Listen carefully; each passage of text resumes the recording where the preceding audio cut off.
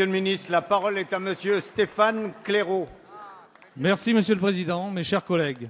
Ma question s'adresse à Monsieur le secrétaire d'État chargé des transports, de la mer et de la pêche. Alors que notre pays a besoin d'emplois et de projets économiques porteurs, nous n'avons pas le droit de passer à côté du formidable atout que représente le potentiel maritime français. L'une des cartes maîtresses économiques de la France, nous l'avons affirmé suffisamment souvent dans cette Assemblée, c'est sa puissance maritime. Notre deuxième rang mondial nous ouvre des perspectives de développement considérables, mais nous impose également des obligations et des responsabilités en tant qu'État souverain et État côtier. Le comité interministériel de la mer de décembre 2013 ne s'y est pas trompé, en prévoyant notamment des mesures concrètes pour consolider les moyens de l'action de l'État en mer. Si l'on ne peut que rejoindre cette dynamique au niveau national et international, je m'interroge toutefois concernant sa déclinaison dans les territoires ultramarins, et notamment dans notre archipel nord-américain de Saint-Pierre-et-Miquelon, où des travaux récents des services de l'État ont mis en lumière un manque criant, pour ne pas dire l'absence cruelle, de moyens pour assurer le respect des missions essentielles de sécurité des personnes et des navires, ou encore l'accompagnement économique nécessaire dans le cadre de l'accroissement des flux maritimes que l'on peut espérer avec le développement à Saint-Pierre-et-Miquelon des activités liées à la mer et au trafic portuaire. Des investissements sont ainsi urgents afin de doter les administrations participant à la fonction garde-côte de moyens nautiques hauturiers adaptés, de moyens de communication radar et VHF modernes et performants et d'équipements de lutte contre la pollution. Ce sont à minima les conditions pour que l'État puisse remplir ses devoirs régaliens et essentiels de sécurité maritime.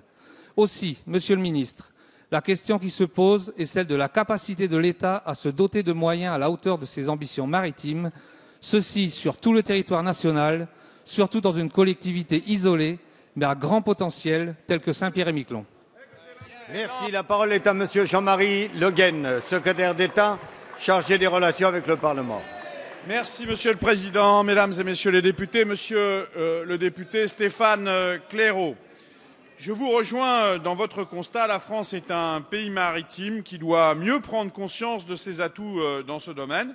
C'est ce qui a amené mon ami Alain Vidalis, qui est aujourd'hui, et que je veux excuser puisqu'il est retenu en audition au Sénat, a proposé, un mois après son arrivée au gouvernement, une communication en Conseil des ministres sur la politique maritime, une politique au service notamment de l'emploi et de l'environnement.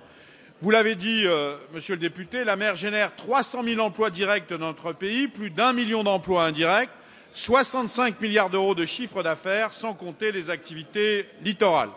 La France dispose de points forts et compte plusieurs leaders mondiaux dans le domaine de l'économie maritime. Et vous avez raison de soulever la place prise par les Outre-mer dans cet enjeu structurant. Je vous rejoins dans l'idée qu'il n'y a pas d'action efficace en ce domaine sans une action résolue de l'État. Ainsi, un seul exemple, la France, s'appuyant sur les données scientifiques du programme Extraplac, a déposé une demande d'élargissement de son plateau continental, et Madame Girardin le sait bien. Cela concerne au premier chef Saint-Pierre et Miquelon.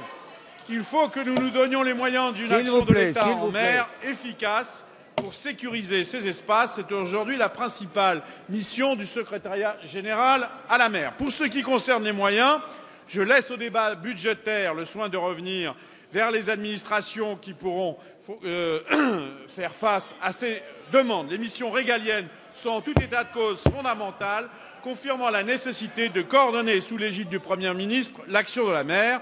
Croyez, monsieur le député, à l'engagement résolu du gouvernement à vos côtés.